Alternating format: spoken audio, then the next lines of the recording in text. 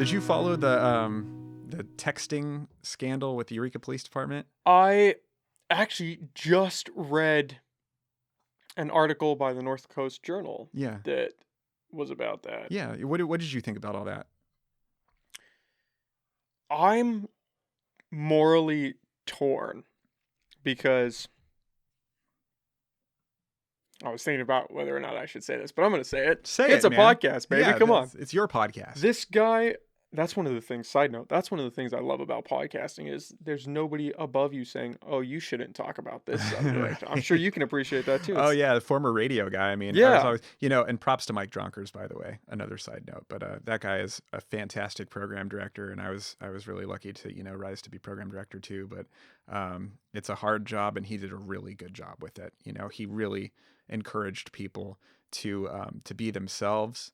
But also to engage their communities and to really give people a reason to listen to the music and a reason to care about their community like we've been talking about. Yeah, but go ahead. Sorry. No, that's great.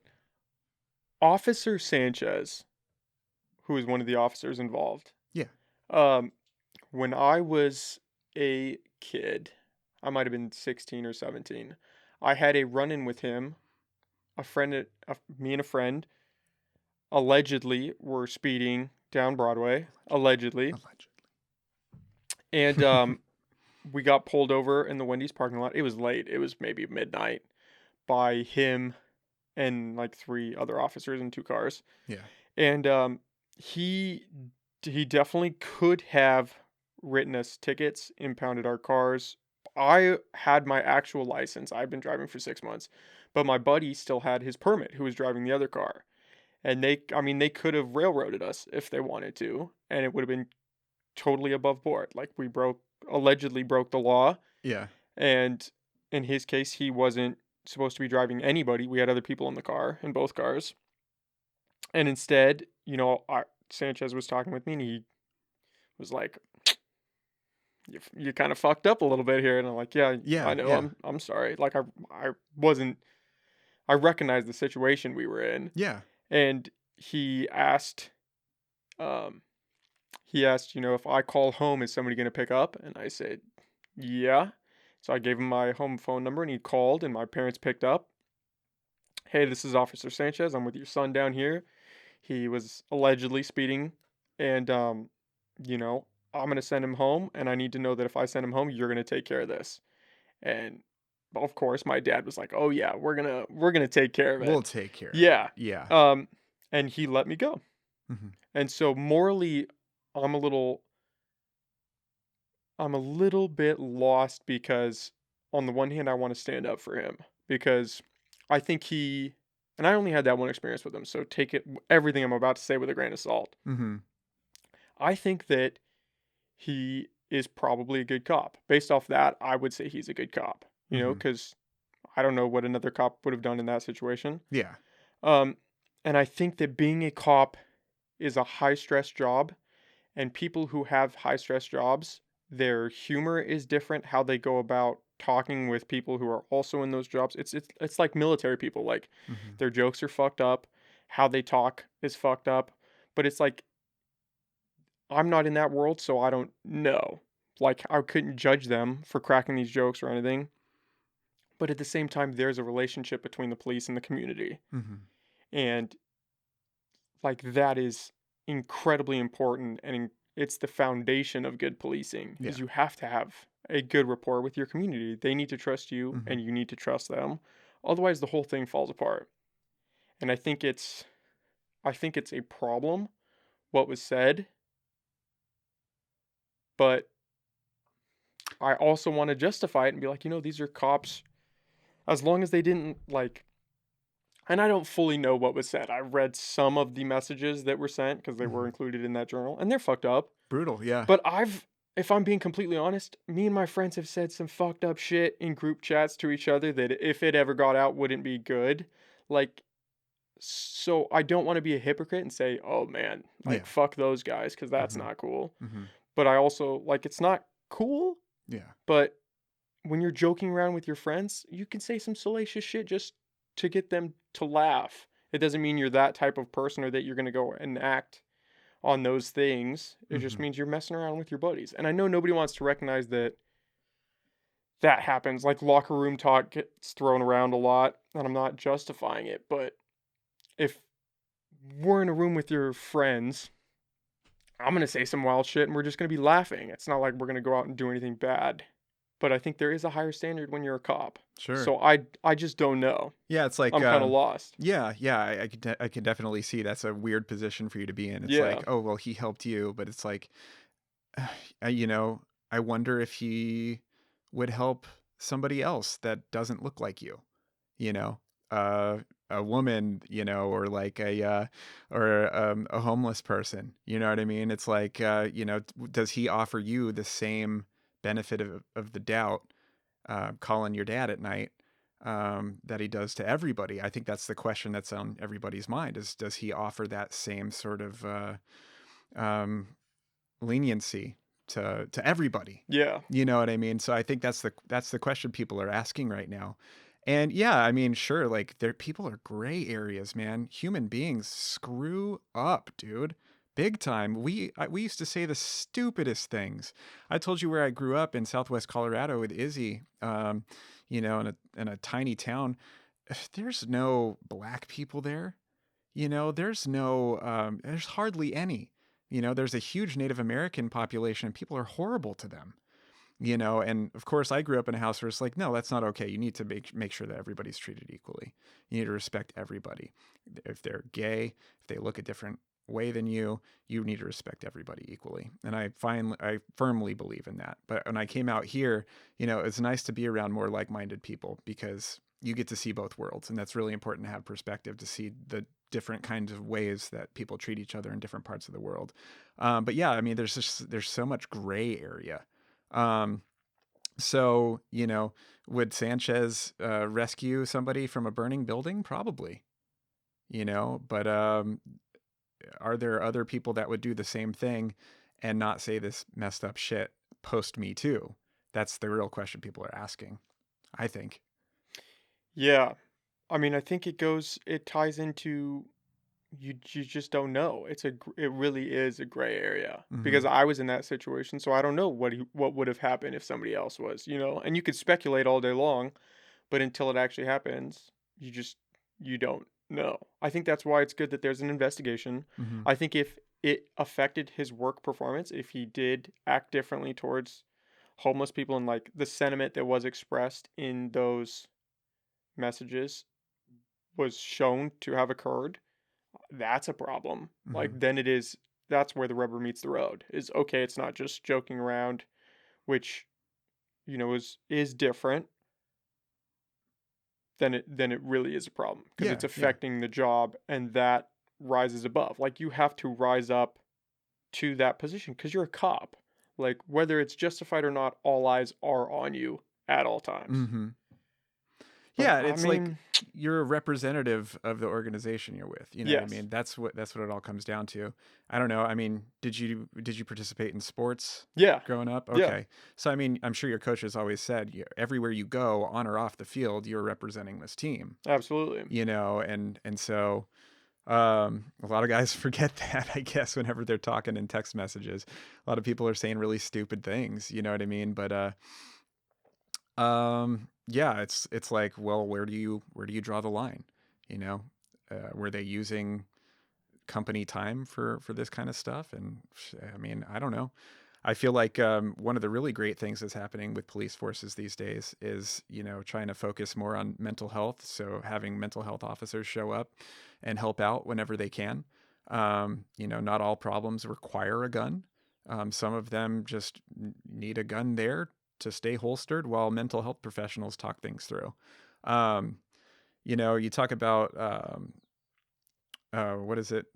People want to defund the police. I mean, let's Which have is common sense. Yeah, crazy. let's have some Which is common sense here. crazy. Let's pay cops more and make them go to school longer. Get better training. That Yeah, should be what everyone's preaching. Let's yeah. train these guys really well so Mm-hmm. that it's not you don't run into circumstances where something happened that shouldn't have happened. Mm-hmm. Yeah, and I'm a firm believer that your police force should have representatives of all of your community. So they should represent the demographics of your community and the minorities of your community too. It's like, oh, okay, well, we have this percentage of Native Americans, this percentage of Black people. We should make sure that there's people representing those communities on the police force, even more so, just for that sort of diversity. Because, and hopefully they're trained in a way that's, that's equal. That just encourages equality out there. Because, like I said, who knows if Sanchez would treat everybody the same whenever they're out on the street. You know what I mean? Give everybody a second chance. I don't know the guy. I've never met him, and maybe he's just fine, and maybe he made some horrible mistakes in the terms of the rhetoric that he used. But yeah, I mean, I think that it's an important turn that our country needs to take. Is we need to really hold these guys accountable. And ladies accountable. What is your opinion on what happened? Because I'm sure you probably know more about it than I do. The text messaging? Yeah. I don't have really a strong opinion, other than, like you said, let's make sure that the investigation is thorough and make sure that the chips fall where they should. Yeah. I just have a problem with going after people for words, I think. And maybe it's part of because what we do here is talk. Like, we're just talking. Well, words turn into actions. That's the problem. That's where it becomes a problem. Yeah. Is if the actions reflect that. Because again, I mean, I don't want to be a hypocrite in my youth, and even now, like, I'll crack jokes that if you're in the wrong company, you just shouldn't say. But around your friends, like, I'm sure I won't put words in your mouth, but you have friends that you've grown up with, and you're like, you just crack jokes, or you rag on each other, you make fun of each other, and it's like, I wouldn't go up and make fun of a random person because that's incredibly rude. Like, that's not cool. Yeah, and at the same time, I've changed too. Because I mean, I went to high school, and I said stupid things that I learned about later. Yeah, you know what I mean. In my community, it was like really common to say, "Oh, that's gay," and it's like. And suddenly I'm out in the workforce and I've had a couple or whatever, and we're having a drink after after work is over. I'm saying, talking about something else that's that. And they're like, wait, what did you just say? And it's like, I didn't even realize that I was doing that. You know what I mean? Like, I didn't even realize, and so that has never been in my wheelhouse since then. You know what I mean? So I think we got to practice how we play in a way, a lot of times, you know what I mean? Because that's important on the field. That's important in our everyday lives, is, holding ourselves accountable and not letting our thoughts manifest into actions. Because what are we if not just frail human beings in this universe that we have no idea how the hell we got here? Yeah. We might as well be kind to each other. But yeah, I think there's some going too far. I agree. The cancel culture thing is like, it's not a winning argument for anybody to just cancel people outright. I mean, you look at someone and they said something stupid 10 years ago on Twitter. You ask yourself, okay, well, did they try to change? Or did they acknowledge it and say, oh, you know what? I actually harmed some people by saying that. Like, let me say sorry. Did they do that? Because I think human beings, if anything, should be able to apologize and to atone for their mistakes to an extent. As long as they didn't, call for people to be killed or something. Yeah, we got to allow people to grow, because we're all on that path. Like, I'm not the same person I was 10 years ago. I'm not the same person I was 5 months ago. I won't be the same person today that I will be in 2 years. Yeah, we evolve. And that's part of life. And if we hold people to the same standards of now, of when that happened, say in a tweet 5 years ago, or like anything like that, it doesn't work, because times change. What was acceptable 10 years ago isn't acceptable now. Yeah. And if we hold everybody accountable for what they said 10 years ago, everybody's canceled. Yeah. Because you go back far enough, everybody said something that is not kosher or that could be misinterpreted. Like, everybody has. Yeah. And I think it's hard with this police thing too, because I guarantee, millions of people saying things that maybe shouldn't be said every day, but these are cops. And whether it's justified or not, they are held to a higher standard. And they should be, because, they have the power to take somebody's life. Mm-hmm. And that is a huge responsibility, and you have to rise up to that level. And it shouldn't be brought down Oh to yeah. some baseline. These guys have guns. Yeah. They've got to be held to a higher standard. Yeah. Yeah. I think it just sucks. I mean, really, it just sucks. Because if these guys are good cops and this, you know, pulls them down, that sucks. And if they aren't good cops, that sucks too. Yeah. Well, and the men and women that make decisions like that and make mistakes like that and fall from grace like that, I think that that's, one of the good things about this place that we live is there's a lot of people that can pull themselves back up and land on their feet after something like that.